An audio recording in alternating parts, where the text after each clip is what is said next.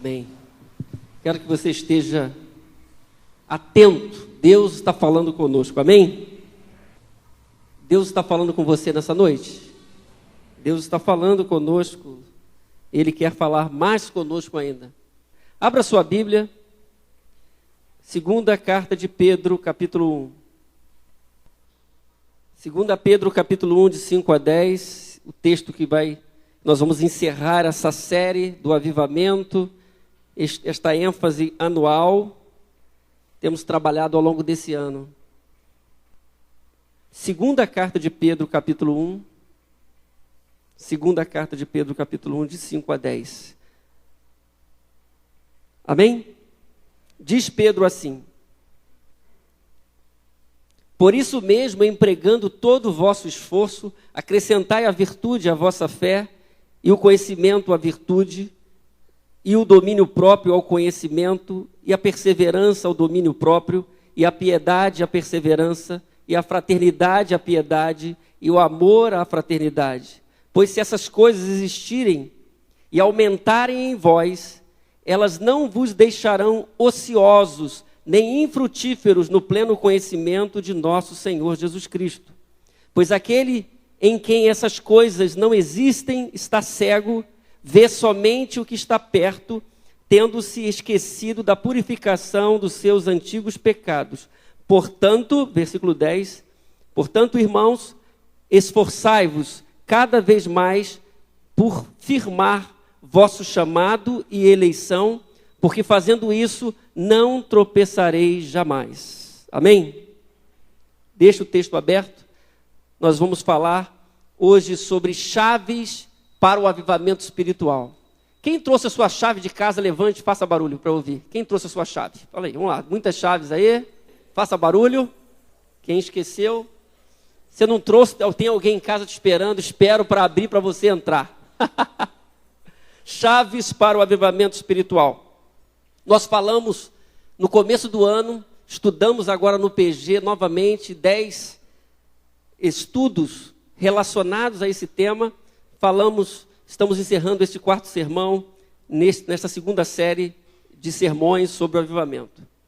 Falamos em novembro sobre matemática do avivamento, o avivamento que faz sentido, sobre o vale dos ossos secos, e falamos atitudes que preparam o caminho para o avivamento em 2 Crônicas 7:14. Hoje, chaves para o avivamento. Vamos lá então, irmãos. Quando estamos falando sobre avivamento, os irmãos já ouviram bastante, nós devemos lembrar de duas coisas. Duas coisas devem estar em sua mente. A primeira é que o avivamento requer avaliação real da própria conduta diante de Deus. Se eu estou querendo um agir maior de Deus em minha vida, eu preciso ser honesto comigo mesmo e realizar essa avaliação, ou permitir que Deus realize essa avaliação em minha vida, em meu coração, para começo de conversa. Do contrário, eu não posso avançar. Segundo, o avivamento requer profundo desejo de experimentar o agir de Deus. Isto é, eu tenho que ter sede de Deus, sede da presença de Deus, sede da palavra de Deus, sede de estar diante do altar de Deus. E o altar de Deus não é esse aqui, o altar de Deus é qualquer lugar que você esteja, que o seu coração esteja quebrantado diante dele. Sede de Deus, profundo desejo de experimentar o agir de Deus. Portanto, eu espero que você já tenha pensado sobre essas duas coisas. Quando nós estamos olhando para esse texto de Pedro, é a segunda carta de Pedro, ela é uma carta geral, isto é, uma carta que foi lida num lugar, numa região, não foi endereçada a uma igreja em particular, mas para várias comunidades de uma região maior. Por isso a gente chama de epístolas gerais. Essa carta circulava na realidade de muitos irmãos, de muitas comunidades. Quando Pedro escreve a sua primeira carta, havia provação e luta, perseguição. Por isso, o tom de Pedro na sua primeira carta é um tom de esperança, de consolo, uma palavra de ânimo, porque os crentes daquela época estavam em tremenda provação e luta. Agora, há uma outra questão. O que está acontecendo é algo diferente. Há uma ameaça em relação a verdade de Deus, a verdade do Evangelho. Então, nessa carta, ele vai advertir os crentes sobre os perigos dos falsos mestres que estavam naquele momento, irmãos, se infiltrando na igreja. Paulo também vai combater esse mesmo grupo, que posteriormente foi chamado de gnóstico, ou gnósticos. Eles diziam ser os verdadeiros espirituais. E eles fizeram e trouxeram falsos ensinos, e o Novo Testamento, grande parte do Novo Testamento foi para combater esse grupo, e Pedro está combatendo esse grupo, advertindo. A primeira carta foi para animar, a segunda para advertir, 1 Pedro, 2 Pedro. Nós queremos visualizar, a partir do texto lido, quais são as chaves para o avivamento. A primeira chave para o avivamento espiritual é comprometimento com o próprio progresso espiritual. O verso 5 diz, vamos ler? Como está lá? Por isso mesmo, empenhem-se para acrescentar à sua fé. É preciso acrescentar alguma coisa, nós vamos falar já. Mas o texto nos dá uma indicação, e é a intenção do apóstolo Pedro, que houvesse por parte daquela comunidade, naquele local, naquela região, comprometimento. Isto é, uma intenção de crescer, uma preocupação com o próprio progresso espiritual. Quando nós estamos falando de avivamento, não há avivamento na vida de ninguém, em nenhuma comunidade de fé, se não há comprometimento com o próprio crescimento espiritual. Por isso, tem que acrescentar a sua fé. Houve uma experiência fundante, que a gente chama de conversão. Mas após a conversão tem mais coisas. Comprometimento, então, é a ação ou o fato de comprometer ou comprometer-se. Daí vem o adjetivo compromissado, comprometido.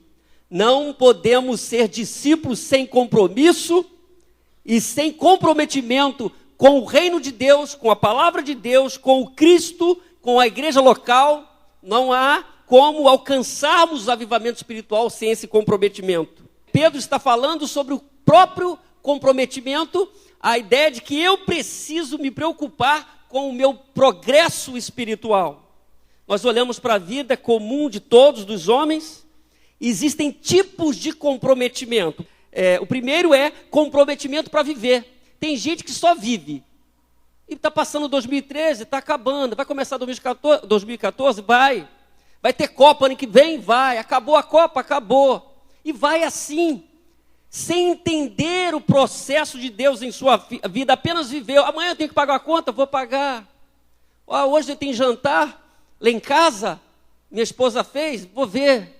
E vai caminhando, apenas vivendo a vida, não entendendo que há algo mais.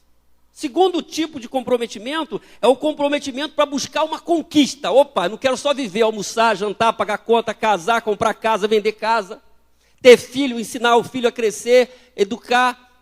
É um comprometimento maior, um projeto pessoal, quero algo mais. Tem gente que está nesse. Eu quero algo mais na minha vida. Beleza, isso faz parte. Faz parte viver, faz parte buscar uma conquista. Mas o terceiro tipo de comprometimento é o comprometimento para viver para a glória de Deus. É maior do que tudo. Viver para a glória de Deus. Viver uma vida mais abundante, viver uma vida mais florescente. Jesus entrou na vida da maioria aqui para propor essa vida mais florescente. Quando Jesus entra em nossa vida, não é para a gente viver essa vida comum. Não é para viver só para conquistar. Porque isso qualquer pessoa pode fazer. Agora, viver para a glória divina é diferente. É viver para a glória de Deus. É perguntar se Ele está aceitando o que eu estou fazendo. É perguntar se o que eu estou fazendo, se é a vontade de Deus no que eu estou fazendo. É perguntar o que Deus quer para mim, em minha vida. Por isso, nós temos os níveis de comprometimento do básico ao alto.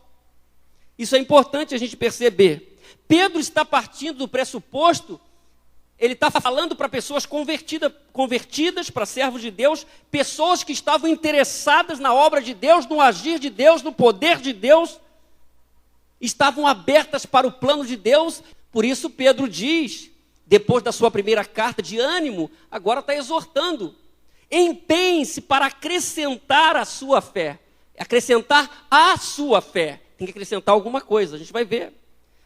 Quem está querendo acrescentar alguma coisa à sua experiência inicial, meus irmãos, meus amigos, está preocupado com o seu próprio crescimento espiritual.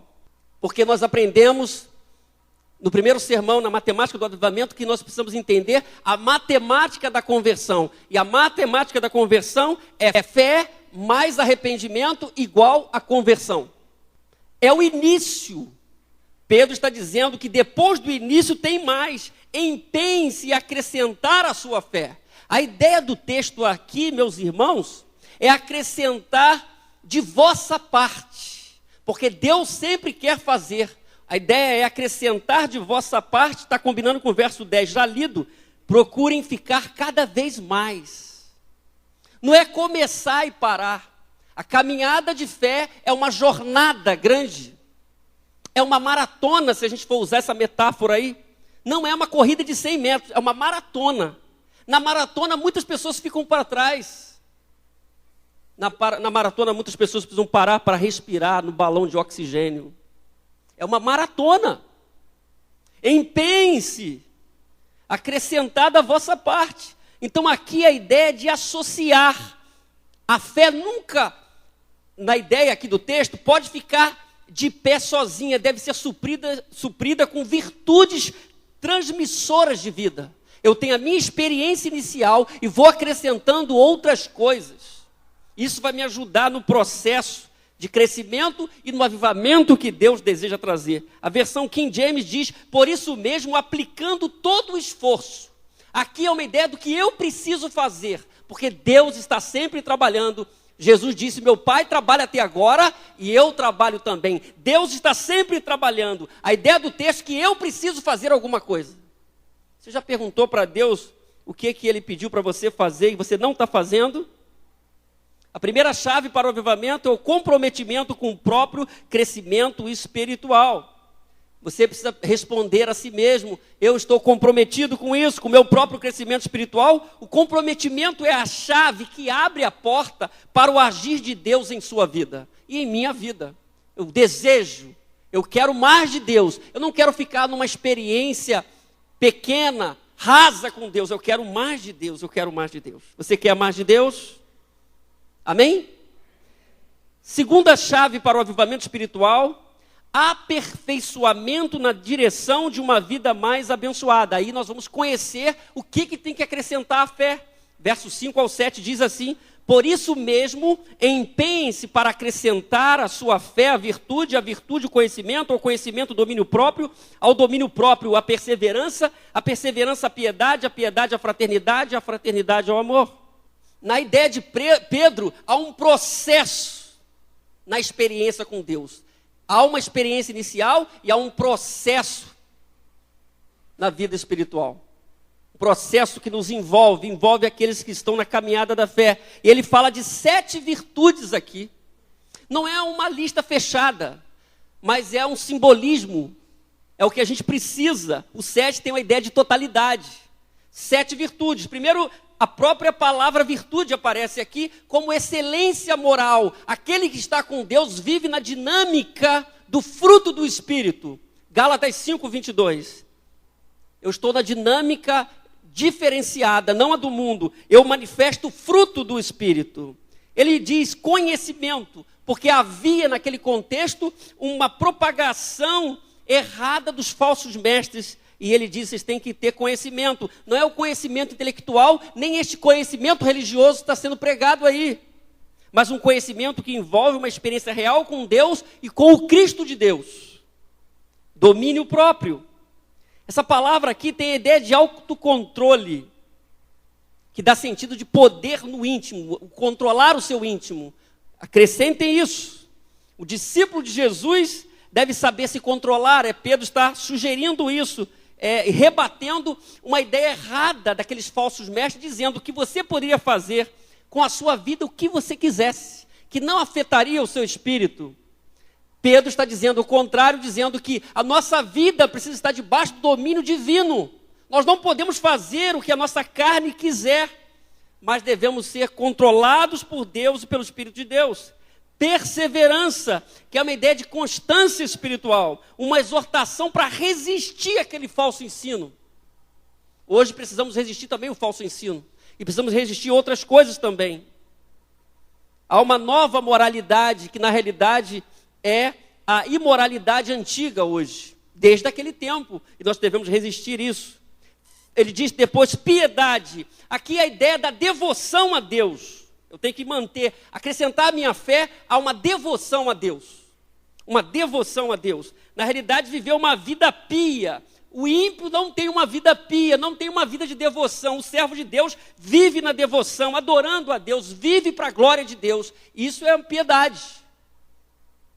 Um comportamento que você se coloca nas mãos de Deus, debaixo do temor de Deus, debaixo do padrão do Evangelho. Fraternidade, a ideia aqui de amor fraternal, nós vivemos em comunidade, precisamos desenvolver essa fraternidade. O amor fraternal, ensinado por Jesus, o amar uns aos outros, no coração do Evangelho. Quem não ama não viu a Deus, eu preciso amar. Vivemos com outras pessoas que vivem na piedade, estamos na fraternidade, louvando a Deus, adorando a Deus. E a última palavra que ele usa é amor, que é a fonte de todas as virtudes, a base de tudo. E a gente podia alterar essa lista a partir do amor, que daria certo também. Pedro traz essas palavras e incentiva aqueles irmãos a viverem uma vida diferenciada. Aperfeiçoamento é a chave que abre a porta para um processo de vida mais santo. Se a gente quer avivamento, se a gente quer algo a mais de Deus, nós temos que pensar nessas palavras. Mas muito mais que as palavras, nós temos que pensar na nossa vida diante de Deus. Se Deus está dominando, se há virtude, se há o controle de Deus, se há o conhecimento da palavra, se há perseverança, se há devoção, se há fraternidade, se há amor. O aperfeiçoamento dos santos passa por essas 7 palavras e se estende. Por isso, se eu quero o avivamento, eu preciso pensar nisso. Eu preciso pensar nessa chave que me coloca numa qualidade de vida, numa postura diferenciada. É o que Pedro queria para aqueles irmãos em profunda ameaça espiritual diante de tantos ensinos errados. A terceira chave para o avivamento espiritual, aprofundamento no conhecimento de Deus. Verso 8, vamos ler juntos?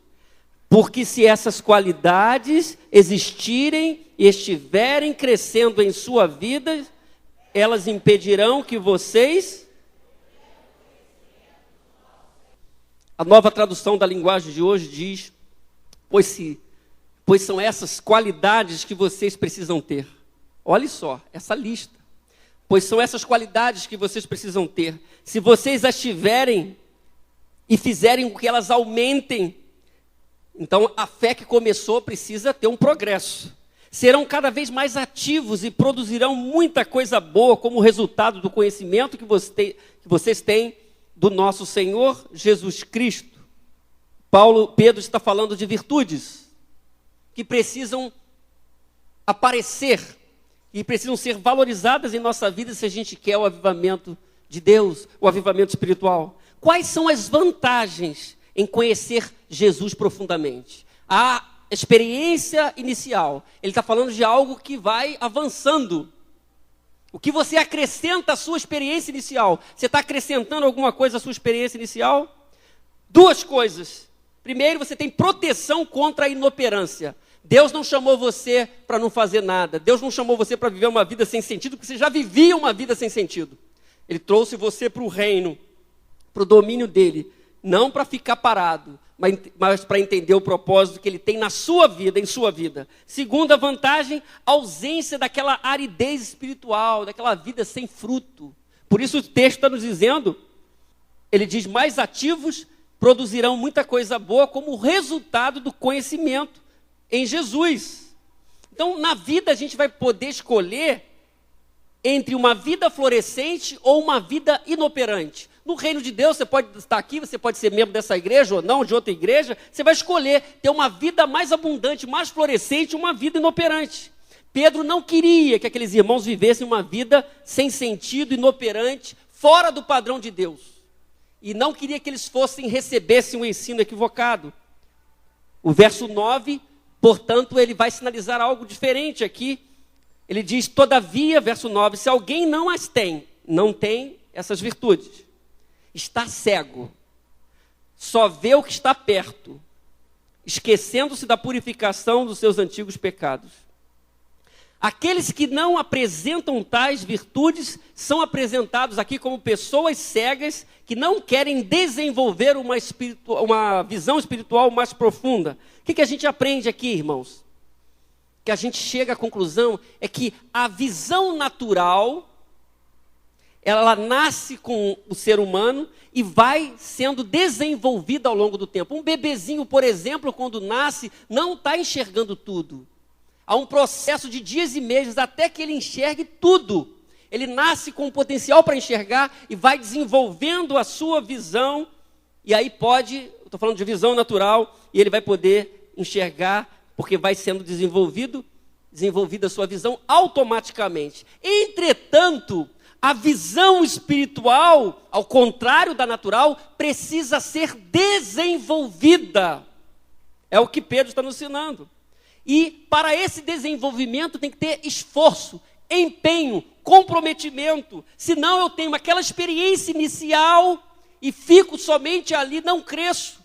Pessoas que não desejam Deus, pessoas que não buscam a Deus, pessoas que não valorizam a comunidade de Deus, pessoas que não valorizam o projeto de Deus, não podem desenvolver uma visão espiritual. Pedro não queria que aqueles irmãos se perdessem. Então Pedro sugere aqui que aquelas pessoas, não manifestando as virtudes, teriam visão curta e memória fraca. Visão curta e memória fraca. Mas olha só, coisas que se manifestam na velhice. É na velhice, ou iniciando a velhice, que as pessoas param de ouvir como ouviam antes. E passam a ter dificuldade na visão. Começam a ter problemas e ter que se ajustar na sua visão, ou operando, ou colocando uma lente. Na definição da palavra de Deus, então, existem aqueles que envelheceram prematuramente. Olha só, muitas pessoas estão espiritualmente envelhecendo prematuramente, em termos espirituais. Detalhe, envelhecendo e não amadurecendo. Envelhecer não é sinônimo de maturidade. Eles estavam envelhecendo, visão curta e memória fraca, quando deveriam ter uma visão de Deus correta e uma boa memória. Estavam se levando, e Pedro queria que isso não acontecesse, mas isso pode acontecer com muitas pessoas. Tem acontecido com muitas pessoas. Visão curta, memória fraca, não é o que Deus quer para você em termos espirituais. Amém? Não é o que Deus quer para você.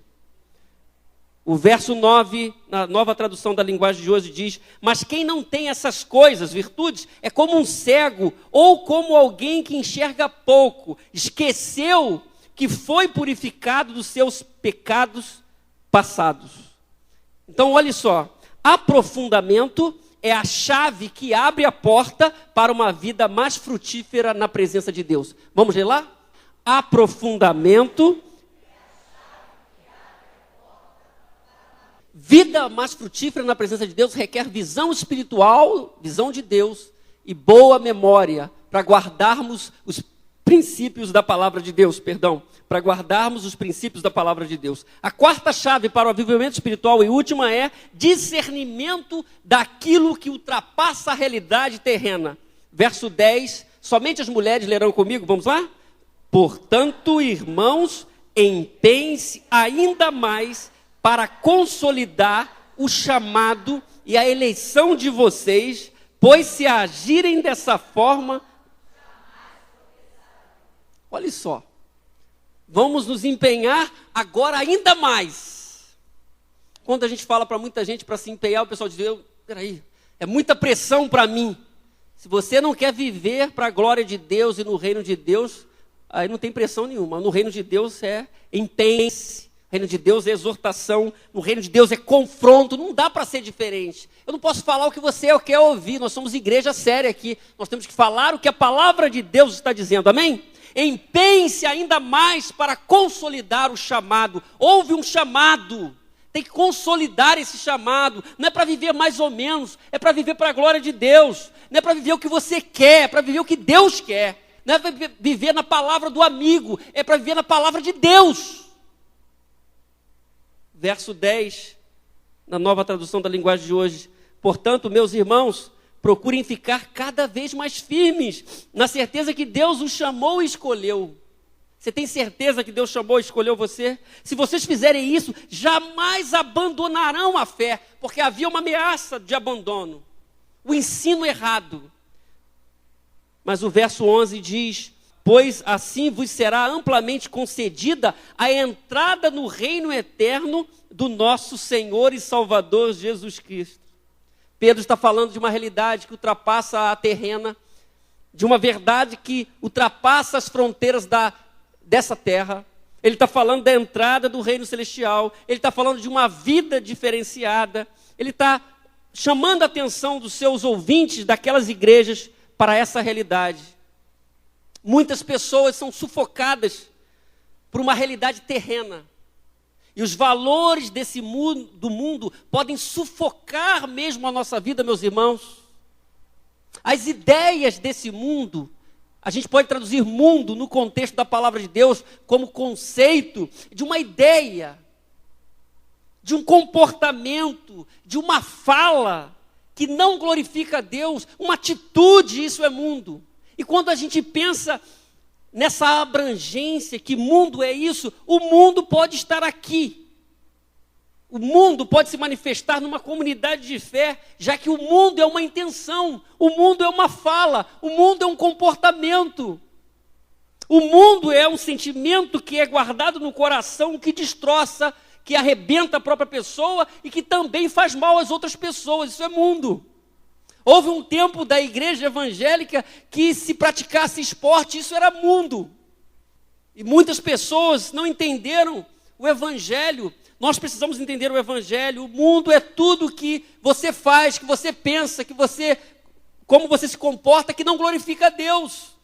Está em confrontação com a verdade de Deus, você tem que verificar. E aí então, se há uma realidade do mundo terrena que nos sufoca, nos tira dessa dimensão celestial e do propósito divino, há uma filiação. Nós somos filhos de Deus por adoção. Jesus é o filho legítimo, ele é o unigênito do Pai, e através dele nós fomos salvos. Ele nos adotou, nós somos filhos. E somos co-herdeiros com Jesus. Há uma eleição, um chamado. Aqueles irmãos precisavam discernir isso, para que eles não fossem afastados da promessa de Deus e alcançassem a eternidade e vivessem tudo o que Deus queria para eles. Por isso o verso 15 ao 18 vai nos dizer, olha só, é uma despedida de Pedro. Eu me empenharei para que, também depois da minha partida, vocês sejam sempre capazes de lembrar-se dessas coisas. Pedro não queria que aquele grupo sofresse uma amnésia espiritual. Tem que lembrar dessas coisas, tudo que eu já falei aqui. De fato, não seguimos fábulas engenhosamente inventadas. Quando lhes falamos a respeito do poder e da vinda do nosso Senhor Jesus Cristo, ao contrário, não fomos testemunhas oculares da sua majestade. Ele recebeu honra e glória da parte de Deus. Quando da suprema glória lhe foi dirigida a voz que disse, este é o meu filho amado. Ele estava lá, Pedro. Ele estava lá e lembrando aos irmãos, este é o meu filho amado a quem me agrado. Nós mesmos ouvimos a sua voz vinda dos céus, quando estávamos com ele no Monte Santo. Aquela experiência de Pedro na transfiguração. Irmãos, eu estava lá e ouvi a voz. Eu ouvi a glória divina. Lembrem-se disso. Não permitam que nada os tire do caminho. Porque vale a pena estar com Deus. E há um discernimento aqui da palavra. O próprio Pedro vai dizer então, por conta disso, de uma vida com sentido, nós não podemos deixar de falar. Ele escreve, quando preso, quando ameaçado, pois não podemos deixar de falar do que vimos e ouvimos, Atos 4, 20. nós não podemos. O avivamento a ser buscado é aquele que, após o comprometimento, existe aperfeiçoamento, existe aprofundamento, que trará para aquele que busca, nos termos da palavra de Deus, discernimento sobre as realidades espirituais que precisam ser comunicadas. Nós estamos num projeto do reino de Deus, nós precisamos falar para as pessoas que a vida pode ser melhor debaixo do governo divino, debaixo do reino de Deus, debaixo do governo divino. Portanto, meus irmãos, amigos, discernimento é a chave que abre a porta para o novo estilo de vida. Eu vivo para a glória de Deus e eu estou olhando para a eternidade. Vamos repetir comigo? Discernimento é a chave que abre a porta para o novo estilo de vida. Avivamento passa por tudo isso. Esse sermão não é para fechar. Existem outras coisas. Mas segundo o que Pedro está nos apontando, nós podemos ver aqui as chaves do avivamento espiritual. Primeiro, comprometimento. Comprometimento é a chave que abre a porta para o agir de Deus em sua vida. Acrescente a sua fé a um processo. Não pense, eu me converti, agora acabou. Você se converteu e começou. Há uma estrada. Há um caminho. Segunda palavra-chave é aperfeiçoamento. O aperfeiçoamento é a chave que abre a porta para o processo de vida mais santo. É virtude, é fraternidade, é amor, é piedade. Terceira palavra, aprofundamento. Aprofundamento é a chave que abre a porta para uma vida mais frutífera. Quem está vivendo na superfície não pode dar fruto. É profundidade. Deus está chamando você a algo a mais, a uma vida mais profunda nele. Paulo, escrevendo aos Colossenses, disse que em Jesus estão escondidos os tesouros da sabedoria e do conhecimento. Estão escondidos os tesouros. Tesouro a gente cava para encontrar. Se eu quero encontrar tesouro, a partir da minha experiência profunda com Deus, cavando mesmo, me empenhando, eu encontro os tesouros da sabedoria e do conhecimento. Não estão na superfície os tesouros. Os tesouros, para serem achados, precisam de esforço. Amém? A quarta palavra é discernimento. E discernimento é a chave que abre a porta para um novo estilo de vida. Eu vivo aqui para a glória de Deus, porque eu estou caminhando para a eternidade. Eu não vivo agora uma vida santa porque eu quero a eternidade. Eu vivo a vida santa porque eu já tenho a eternidade. Jesus disse, na verdade vos digo, que aquele que ouve a minha palavra e crê naquele que me enviou, tem a vida eterna. Não entrará em condenação, mas passou da morte para a vida. É segurança.